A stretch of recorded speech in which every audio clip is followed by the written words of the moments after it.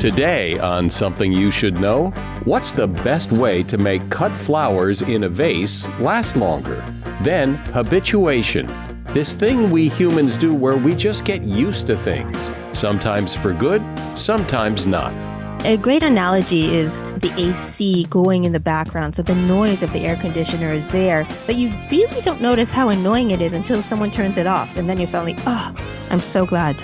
We think social media is a little bit like that. Also, if you need to figure something out, you might want to lie down.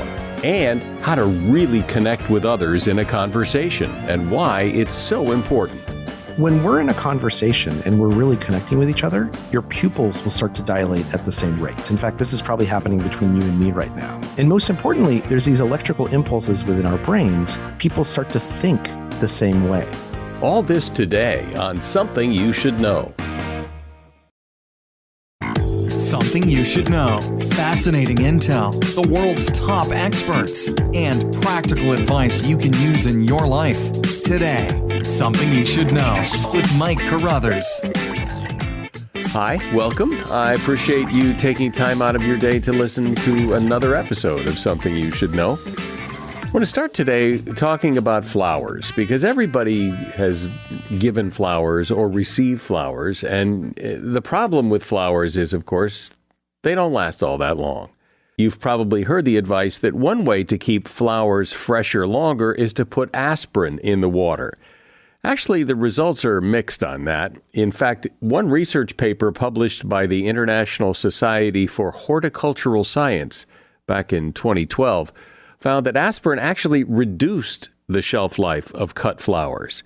It isn't clear that the flowers are really able to absorb the aspirin to get any benefits. Then there is that little packet of flower food that comes with the flowers. According to one test, it helps. It helps for about 4 days or so, but after that, the effects seem to wear off and the flowers start to deteriorate pretty rapidly. Interestingly, what does seem to help keep flowers perkier and fresher longer is Viagra. In a test, 1 milligram of Viagra was crushed and put into the water, and it kept the flowers perky for almost 2 weeks, compared to similar flowers without Viagra that started wilting in just a few days. And that is something you should know. I think you're going to like this. There's something that we humans do. It's actually impossible not to do, I think. And that is, we get used to things. Good things and bad things. You could get your dream car. It's so exciting when you get your dream car, but after a while, it's just your car. You stop noticing how dreamy it is. Or you get a new boss who's really horrible. I mean, you're outraged. But after a while, just a bad boss. You can't stay outraged forever, so you just stop noticing it.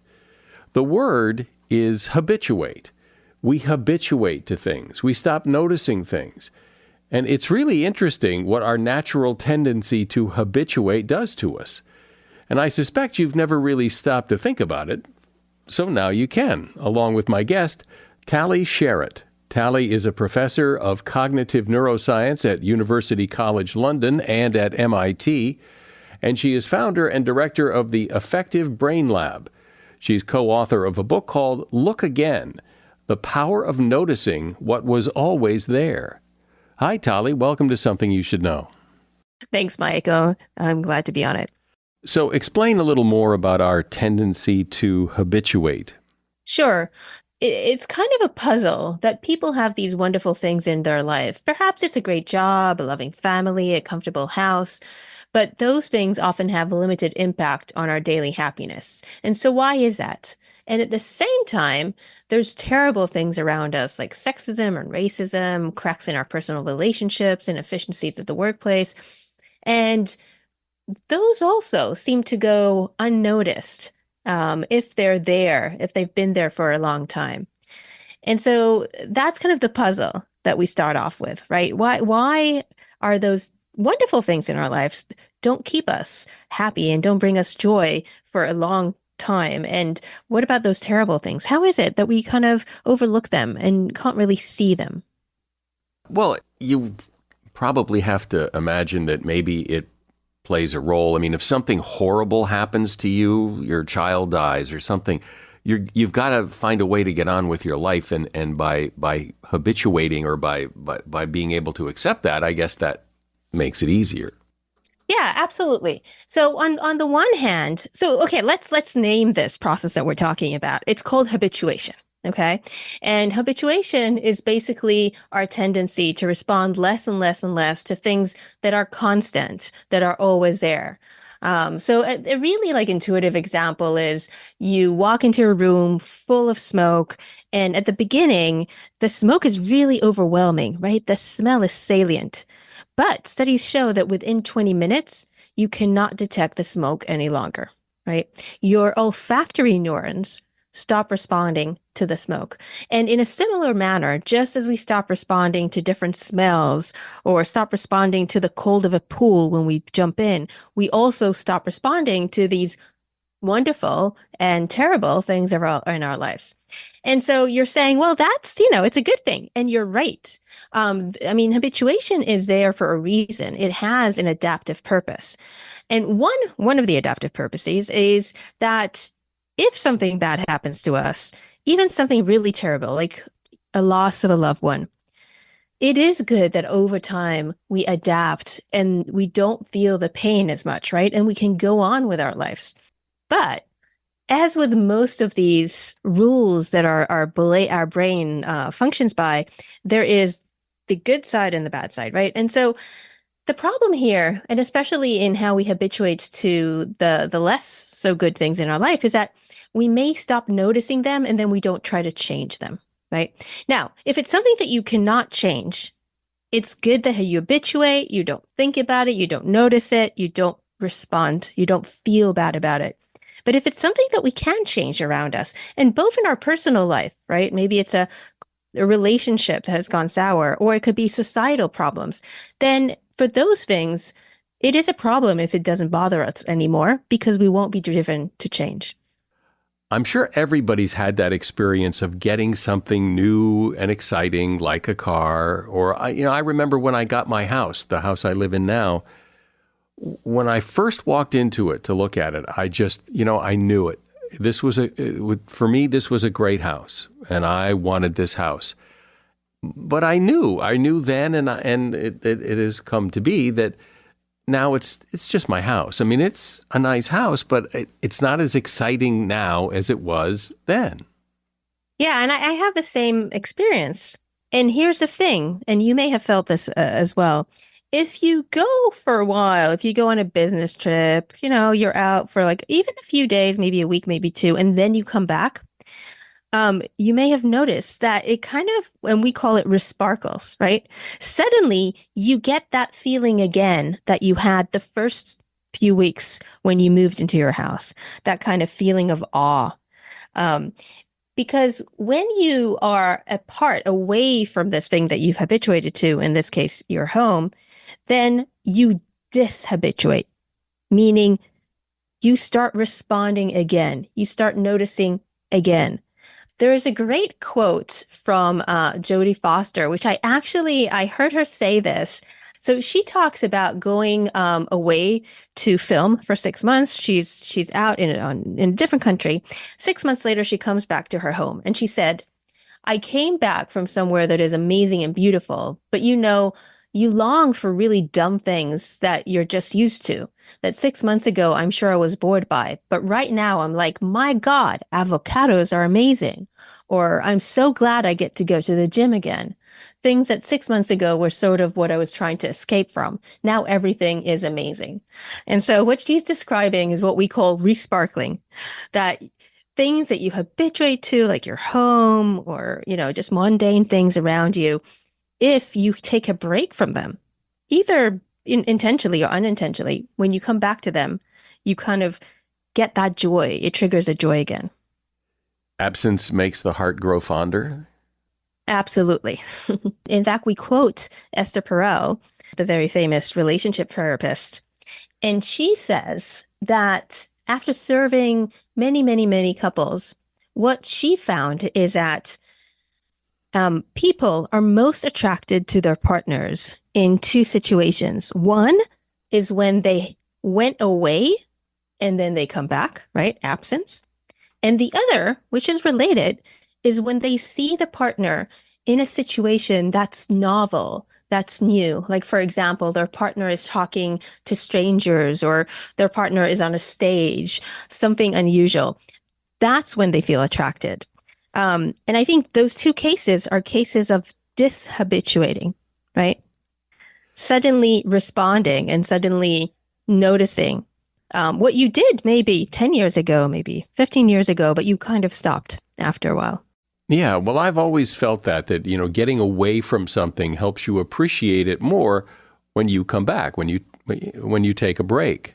But it's not only taking breaks from your life, it's also taking breaks from things that you would never imagine that you should would want to take breaks from. For example, we quote this study that was done where people were asked the following question. Think about a song that you really like. And the question is, would you rather hear the song, listen to the song from beginning to end with no interruptions whatsoever? Or would you rather have breaks throughout the song, right? 20-second, you listen to the song, a break, 20-second break, and so on.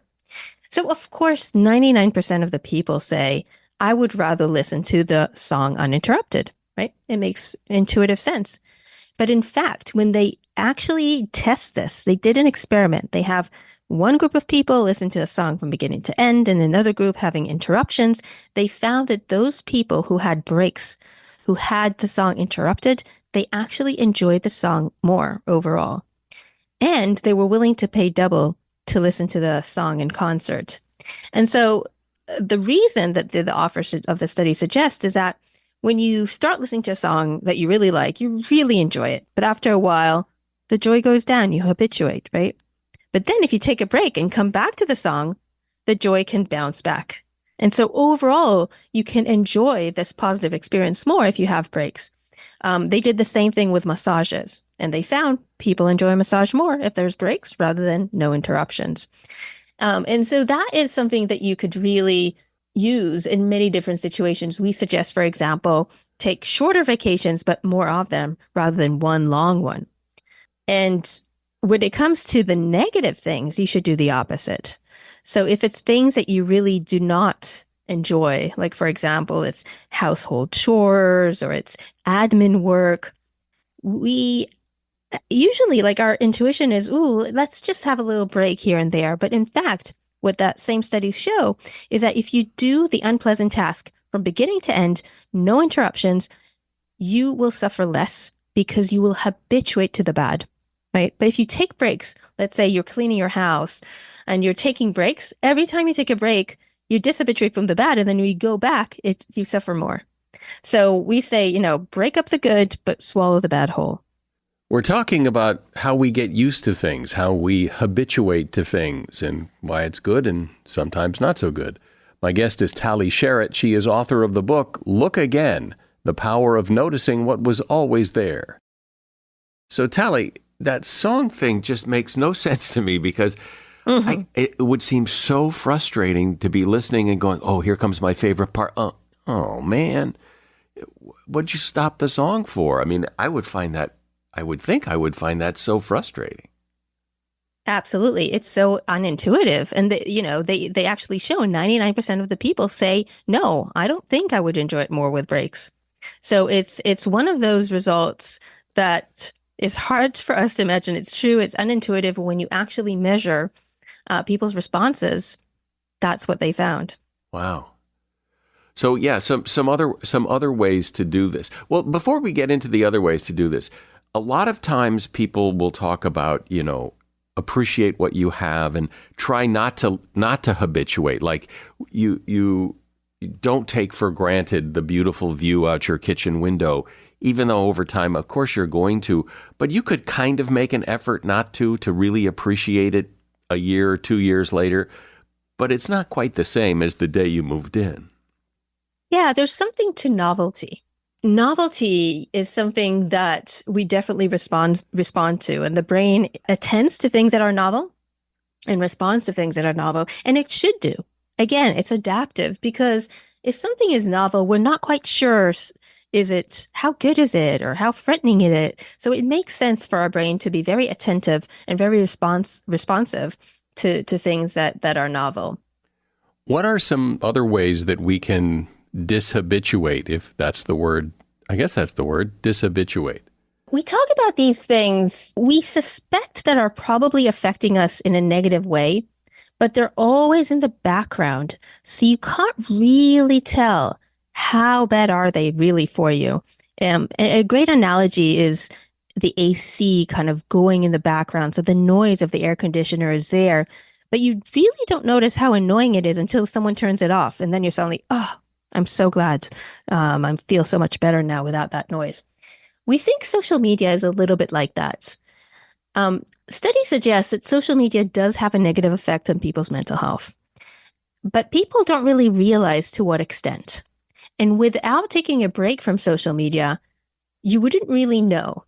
There's a great study that was conducted by the economist Hunt Alcott. What he did was he gave 1,000 individuals $100 each in order to quit Facebook for a month. This is quite an old study, so it was conducted on Facebook. And then he gave another group of 1,000 individuals $100 to just go on with life as usual. They didn't do anything special.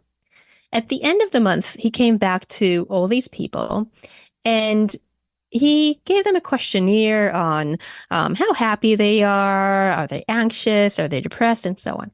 He found that looking at every single measure of well-being, people were happier, less anxious, less depressed after they quit Facebook for a month. And what was interesting was that most of the people were surprised by this impact. They kind of suspected before that probably it has a little bit of a negative effect on them, but they didn't realize how much of a negative effect it had on them.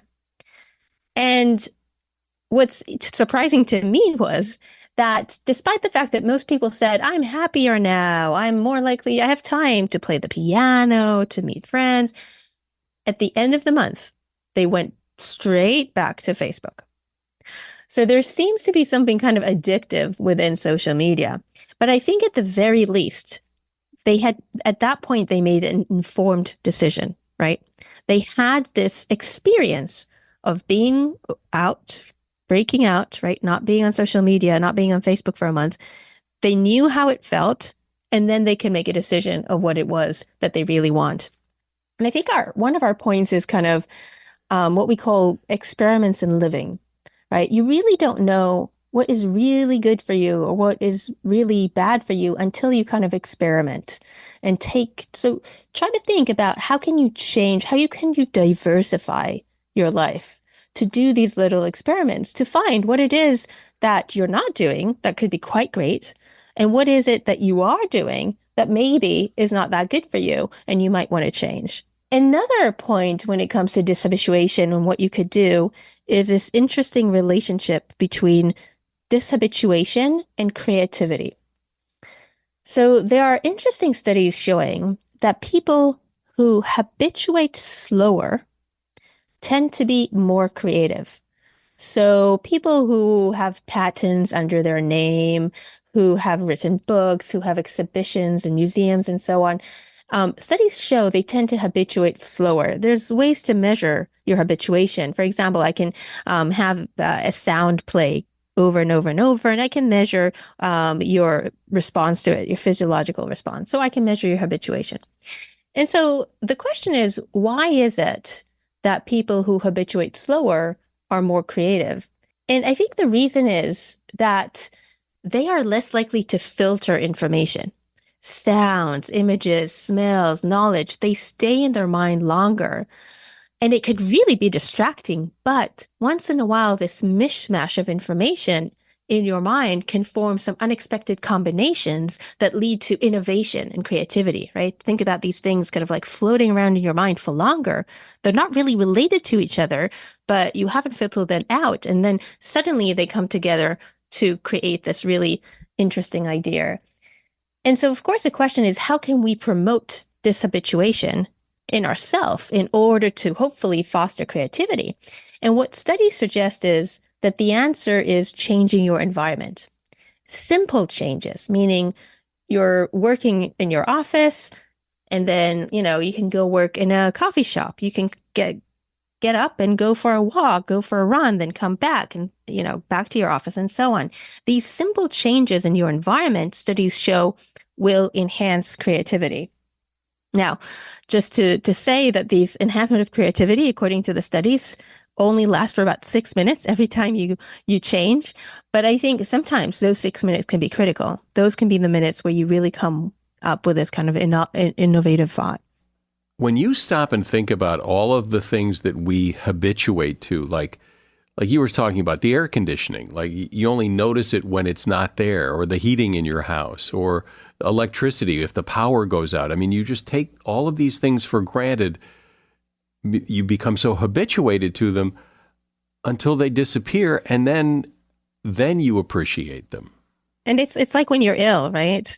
When you feel ill, you think to yourself, oh, like being healthy is such a privilege. It's but then when you are, of course, healthy and you don't have a cold or COVID or whatever it is, you tend to forget about it, right? It's when things are constant, they don't grab your attention. And so you don't think about them and you kind of move on. So you're suggesting we break up what's so constant in order to notice it, to see it, to pay attention. Absolutely. So breaking things up, diversifying, those are ways by which we can notice the things that are around us again. Once you go away and then you come back, you just see things in different eyes, right? And so you're more likely to detect those things that are joyful, but also those things that are not, that you may want to change. You know what I wonder? You were talking about, like, if you go away and then come back, you kind of have a renewed appreciation for your home, your dog, your wife, whatever. But if you travel a lot and go and come, do you habituate to that and then it's no big deal? Yes and no. You cannot habituate to change, right?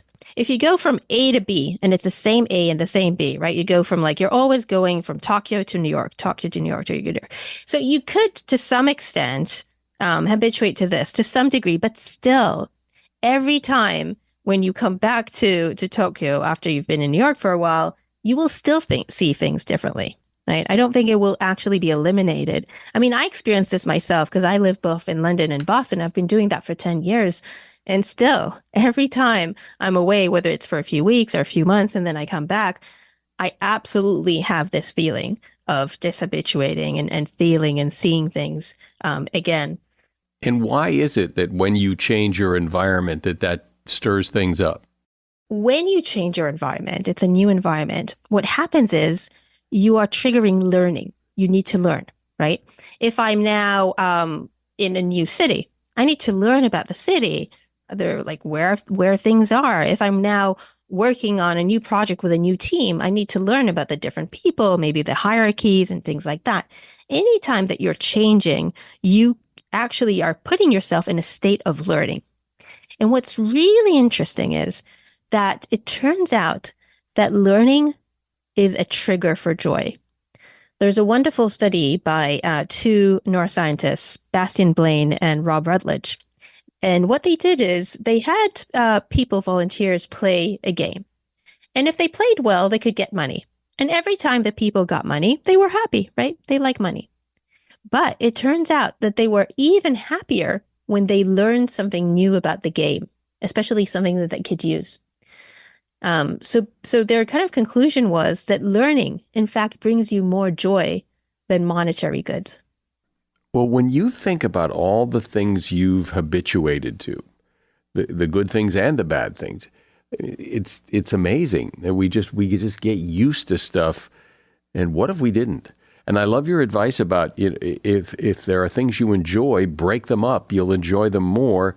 And things you don't enjoy, don't break them up. Get them done, and you'll suffer less.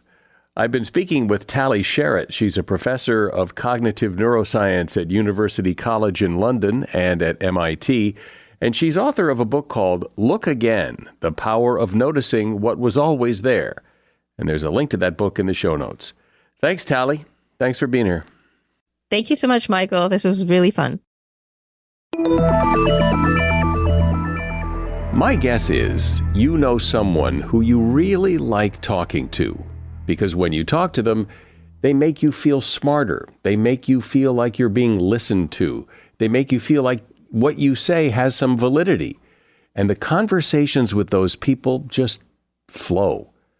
So what is it about those people in those conversations? Is it an innate skill they have, or some trait that they possess, or can anyone be one of those people? Is it all about what they say, or how they say it, or both? Well, here to discuss all this is Charles Duhigg.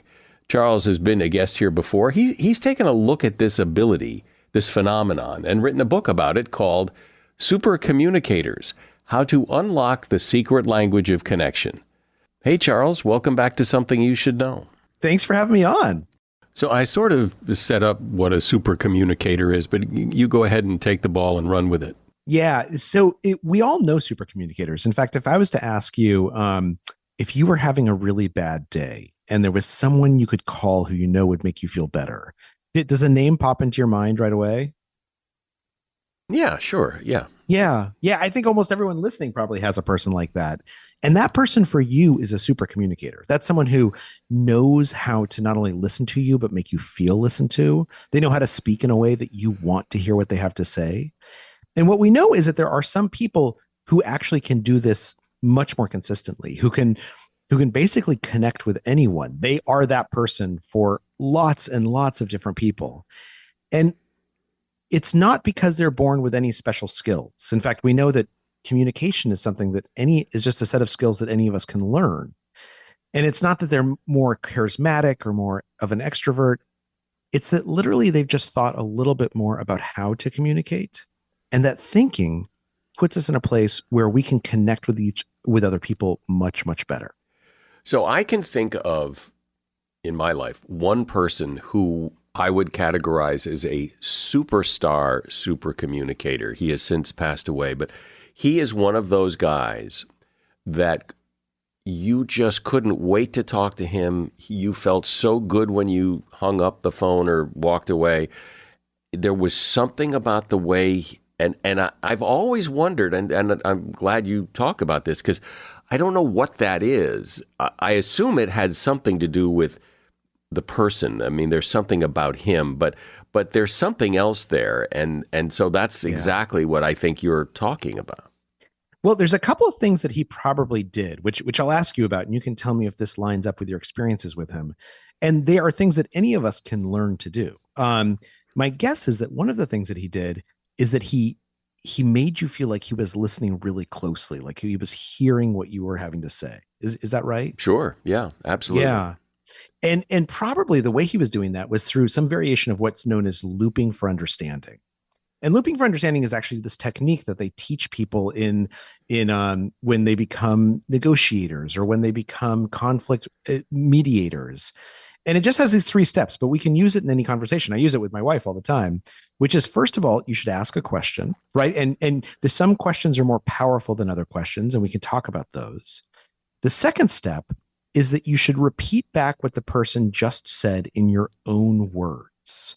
And the reason we do this is to prove to them that we're listening, because often, particularly when we're in a conflict, particularly when we're discussing something difficult, we don't know if the other person is actually listening or just waiting their turn to talk. And so when they repeat back what we just said, it makes us feel heard. It proves to us that they've heard us. And then the third step, and this is the one most people forget, is ask if you got it right. Because when you do that, what you're doing is you're giving the other person permission to tell you if there's something that you didn't pick up on. And what we know is that if you use this technique, and my guess is that your friend did this very, very gracefully, so gracefully you probably didn't even notice he was doing it. But that when he does that, what happens is, and this is hardwired into our brains, we feel closer and more trusting of the other person. And because we believe that they have listened to us, we become more likely to listen to them. And so basically your steps that you just ran through could be printed on one page, but you wrote a whole book. So there must be more to it than that. So there's more to it than that. That's absolutely right. So looping for understanding is one skill that super communicators seem to possess and use on a regular basis. Another, as I mentioned, is that they tend to ask special questions. And these questions don't necessarily seem special, but they're known as deep questions within psychology. And a deep question is just something that asks us about our values, our beliefs, or our experiences. And it can be pretty easy to ask. A deep question doesn't necessarily seem deep. So for instance, if I bumped into you on the street and I said, "What do you do for a living?" And you say, "Oh, I'm a lawyer." I might say, "Oh, wow. Do you love practicing the law? Like, what made you decide to go to law school? What's the best part of being a lawyer?" Now, those are all easy questions to ask, right? They don't seem overly intrusive. But what they do is they tell me things about what your experiences were that led you to go to law school, what your values are that make you passionate about your job, what your beliefs are that you bring to work. And when you describe that to me, I learn so much about you. And then the other thing that a deep question does is, let's say I ask you those questions and you answer them and I learn something about you. Then even if you don't ask a question back, it's very natural for me to say, "Oh, it's interesting that you love interacting with people as a lawyer. I'm a doctor." And that's also my favorite part of being a doctor, is that I get to meet with these patients and I get to help them when they're worried. It allows for that back and forth that's very, very natural. And one thing we know about super communicators is that they ask 10 to 20 times as many questions as the average person. And some of them we don't even register because they're things like, "What'd you say next?" Or "What'd you think of that?" But in asking those questions, they allow us to explain who we are, and then they set it up so that they can explain who they are. And that's where connection comes from. But it does seem that you don't necessarily need to be a super communicator all the time. It seems like that would get pretty exhausting. Oh, absolutely. Absolutely. I mean, you don't have to have conversations all the time, right? It's like, and that's an important part of this, is deciding when you want to have a conversation. And when I turn to my kids and I say, "I'd like to have a conversation about your rooms," I'm not actually asking for a conversation about their rooms, right? I want to tell them that they need to go clean their rooms. And I think that that's important, is deciding when we want to have these conversations. One of the stories in the book is about this CIA officer who joined the CIA, and he was just terrible at like recruiting overseas spies. And that was his job. So he gets sent to Europe after trying to get into the CIA for years. And he's basically going to get fired because he does such a bad job of this. And then eventually he meets this young woman who is on vacation. She works for the foreign ministry in her government back in the Middle East. And he gets to know her and they become friends. And eventually he says, "I'm with the CIA. Would you come work for us?" And she just panics. She says, "I can't believe, like, no, they kill people in my country for that. I can't believe you didn't tell me. This is so dangerous." And he tells his bosses that he couldn't recruit her. And his bosses are like, "Look, you are definitely going to get fired. We already told people that you were going to recruit her."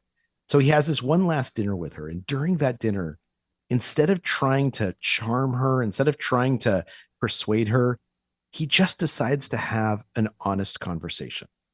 She was really disappointed about what's going on. She's disappointed she's about to go back to her home country and feels powerless. And he told her how powerless he feels, is like this guy who's supposed to recruit spies in Europe, and he's terrible at the job, that he just feels like he can't do it at all. They matched each other. And in that matching, they were able to form a connection. And she actually became not only a spy for him, but the best asset in the Middle East for the next 20 years. But the reason why is because he decided to have a conversation with her. And that doesn't mean that we have to have conversations all the time, but it does mean during those moments that are meaningful with our partners or our kids or coworkers, sometimes it's worth leaning a little bit in and having the real conversation, because that's how we get closer. So when you say matching, what are we matching? Yeah, it's a really good question. And to explain it, I should tell you sort of how I came to studying this, which is I would oftentimes come home from work and I would be upset, had a bad day, right? And I would describe my day to my wife, and my boss is a jerk, or my coworkers don't appreciate me. And she would very reasonably respond with advice. She would say, "Why don't you take your boss out to lunch and guys can get to know each other better?" But instead of hearing what she was saying, I would get even more upset. And I'd be like, "Why aren't you supporting me? You should be outraged on my behalf." And then she would get upset because I was acting irrationally. And I'm a professional, like, communicator. I'm a journalist. And I couldn't figure out why this kept happening. And so I went to all these experts and I said, "Tell me what I'm doing wrong." And they said, well, it's this thing called the matching principle. And to understand how it works, you got to understand we all think of a discussion as being about one thing, right? We're talking about my day or, where we're going to go on vacation. But what the research shows us from the last decade is that every discussion is actually made up of different kinds of conversations. And in particular, there are three big buckets that most of those conversations fall into. There are practical discussions where, we're trying to solve a problem, make plans. There are emotional conversations where I want to tell you how I feel, but I don't want you to solve that for me. I want you to empathize. And then there are social conversations, which is about how do we relate to each other and how do we relate to society? And they said, the thing is, if you're not having the same kind of conversation at the same moment, then you won't really communicate with each other. You'll fail to hear each other. And so when you came home, you were having an emotional conversation and your wife responded with a practical conversation. And both of those are legitimate conversations, but because you were having different conversations at the same moment, you couldn't connect. You couldn't really hear each other and hear what each other needed.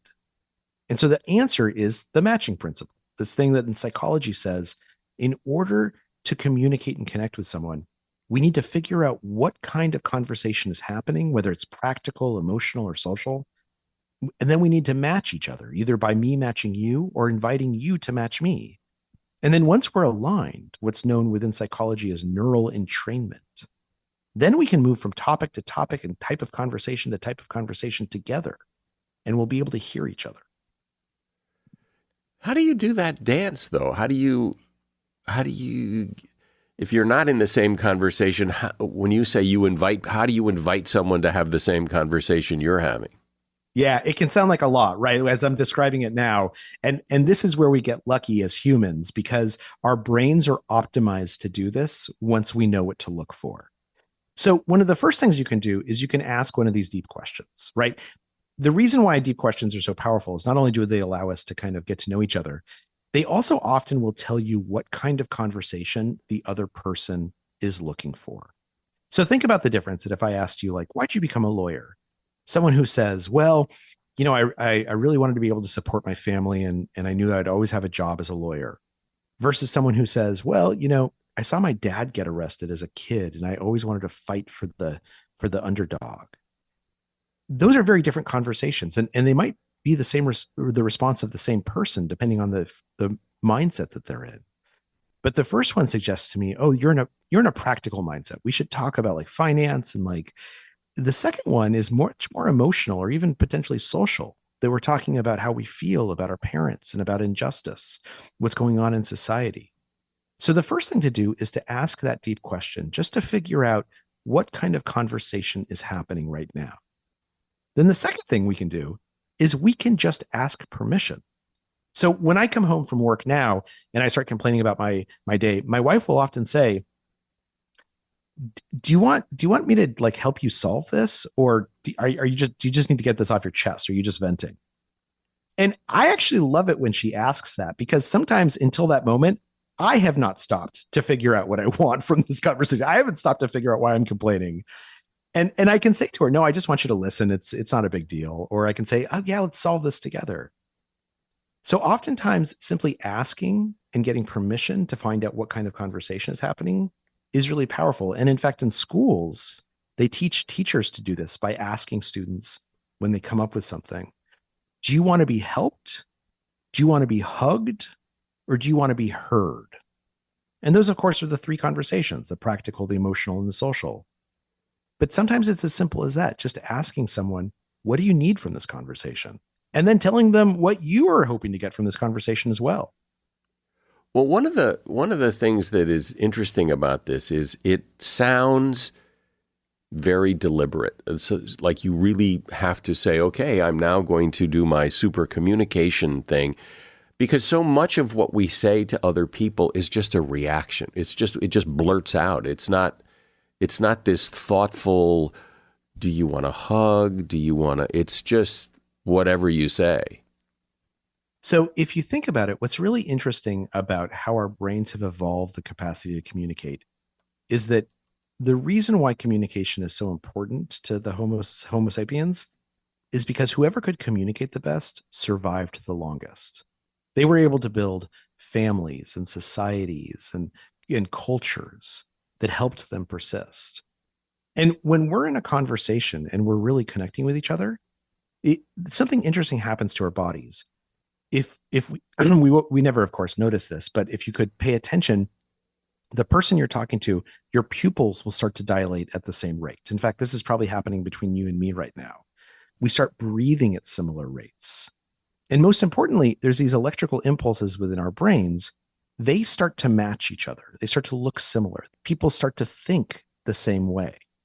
And if you think about it, that makes sense, right? Because when I talk, what I'm trying to do is describe a feeling or an idea, and I'm hoping that you experience that same feeling or that same idea. Now, the issue is that you're right. It can feel like a lot when we describe it this way. But because our brains are designed in such a manner, building these communication habits is very, very easy. And there's just one kind of overarching thing that you can remind yourself of that allows those instincts to come out, which is the goal of a conversation is to understand the other person. It's not to convince them of something. It's not to win a fight. It's literally to understand what they are saying and to help them understand what you are saying. And if you do that, then even if you both walk away disagreeing with each other, the conversation has been a success. How do you have one of those kinds of conversations that you're talking about, a very thoughtful, trying to understand what the other person is saying and get them, when they're not on the same page as you are? They want to fight or they want to argue or they want to, just tell you what they think. How do you get them on your page when they're so not? So a big part of it is, as I mentioned, not all conversations have to be conversations, right? Sometimes someone's in the wrong frame of mind, and it's okay to say, let's table this. Let's bring this up tonight when we might be a little bit more relaxed. The second thing you can do is that proving that we're listening, that looping for understanding. When we're asking a question, repeating back what we just heard in our own words, asking if we got it right. That's going to convince the other person that we want to understand them, and they're going to want to understand us in return. It's almost hardwired in our brain. We can't help ourselves but want to connect when someone is looping for understanding. But the third and the most important thing is just to ask the person, what do you want out of this? There's this process at the beginning of every conversation that psychologists and economists refer to as a quiet negotiation, where we're trying to figure out not only what we're going to talk about, but how we're going to talk about it, right? Is it okay to interrupt each other? Is this a formal chat or a casual conversation? And during that quiet negotiation, one of the most powerful things you can do is simply say, look, you seem like you're upset, and I want to understand why. I might not agree with you, but I want to understand. Can you tell me what's going on that's made you a little bit agitated? And that's making the quiet negotiation a little bit louder. But when we do that, oftentimes what happens is the reason we're upset, the reason we're agitated is because we don't feel like the other person is listening or wants to understand us. We wonder if they're just waiting their turn to speak. And so if we prove to them that we want to listen through looping for understanding by asking deep questions, then oftentimes it takes that agitation out of the equation. And that doesn't mean we'll agree with each other, but it does mean that we're trying to understand each other. Yeah, I get that. So if I'm new to this, because I'm new to this, help me get into that frame of mind. So I'm going to have a conversation with you and I want to do what you're talking about. How do I, if I'm initiating, how do I approach it to get the wheels turning here? So I think the first thing to do is to ask a question and to ask a deep question. So for instance, let's say I'm the one, I bump into you and I say, hey, how are you? I could ask you things like, what'd you do today? Or how are things going? But those aren't going to produce much for us to discuss, right? So I might say, hey, I'm just wondering, I love your podcast. What's the best podcast interview you ever did? Well, I imagine it's not just me, but I've had that experience of feeling much more super communicator-ish in some conversations than others, like I'm really nailing it and getting it.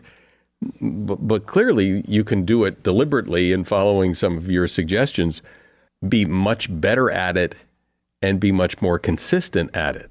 That's exactly right. And not only that, but like one of the things we know is that people who are consistent super communicators, they are more popular than other folks. They are elected to like leadership positions more often. They are often more financially successful. And that totally makes sense, because if you're someone who everyone likes to have in a conversation, you get invited into more conversations and you learn about these opportunities that other people might not know about. And we tend to think of super communicators as being these like extroverts, charismatic, Bill Clinton-like figures, but usually they're not. Well, as somebody who's in the communication business, I always enjoy these conversations where you peel the onion back and dissect the elements of communication and see how it works. This has been great. I've been speaking with Charles Duhigg, and the name of his book is Super Communicators: How to Unlock the Secret Language of Connection.